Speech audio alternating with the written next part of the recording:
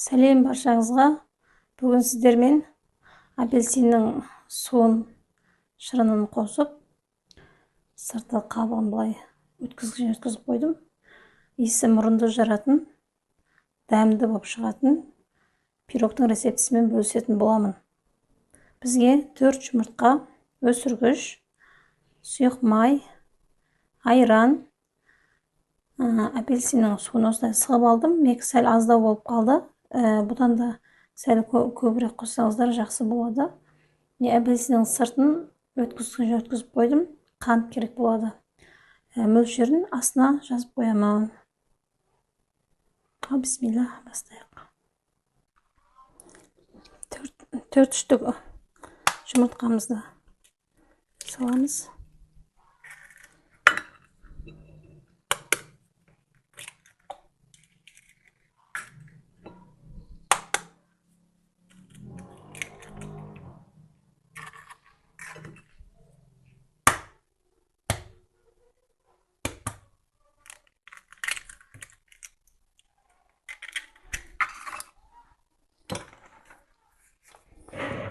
Миксермен айландырамыз. Қантымызды салып, әппақ крема болғанша жақсылап отырып араластыратын боламыз.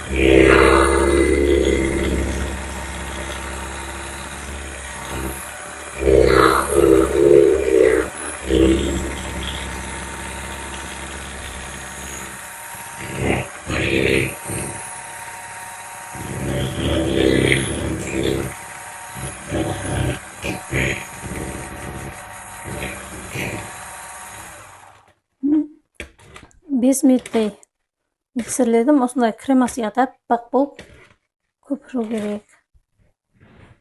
Енді осыған қалған заттарымызды саламыз. Сұйық май, апельсиннің суы,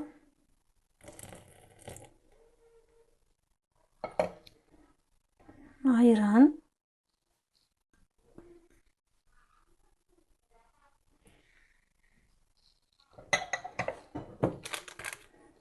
және апельсиннің сыртын былай өткізгіштен өткізіп алғам. 2 апельсиннің сыртын осыларды жақсылап араластырамыз. Ванилин болса ванилин қосып жіберіңіздер. Менде ванилин болмады үйде. Сол себепті осылай жасай салам.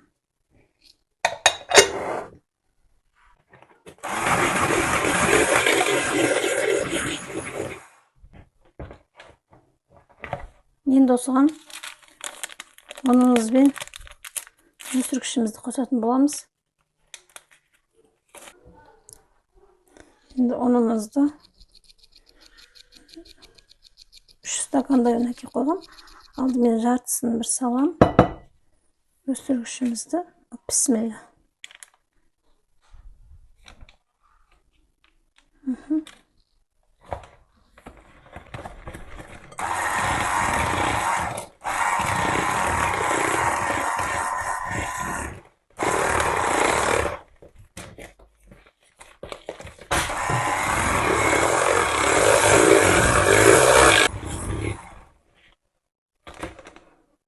Biraz сұйық.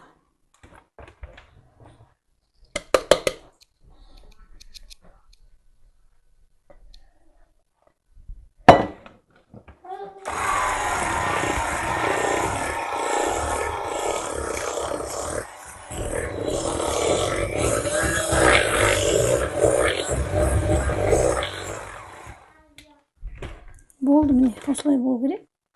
Енді осыны листімізге қоямыз. Мен енді осылай бауыржамда пісірім. Осыны жақсылап отырып майлап алам.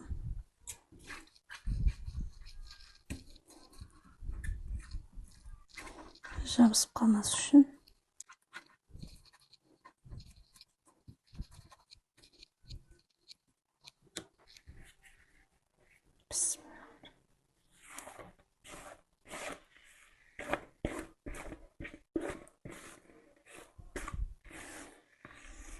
Піскен кезде енді апельсиннің иісі деген керемет болады үйдің іші.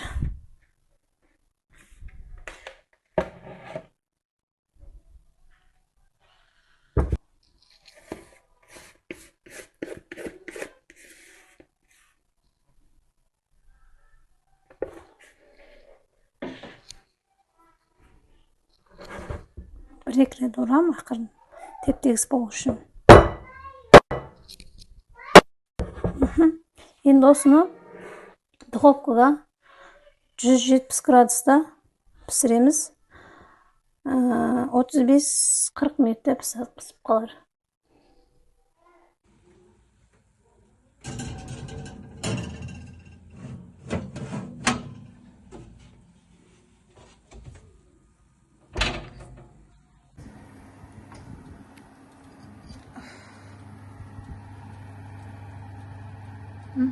Пісқан екен. Осылай пюреміз дайын болды. Жұмсақ, керемет болып шықты енді. Міндетті түрде жасап көріңіздер. Тағы бір тілім көрсетейін.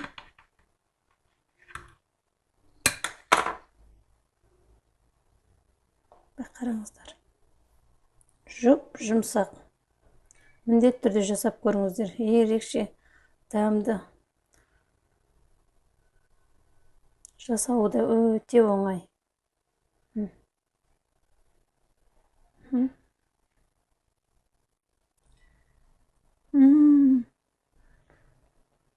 Жұмсақ. Иісі, дәмі, апельсиннің дәмі керемет. Иісі де күшті. Адамның тәбетін ашады. Міндетті түрде жасап көріңіздер.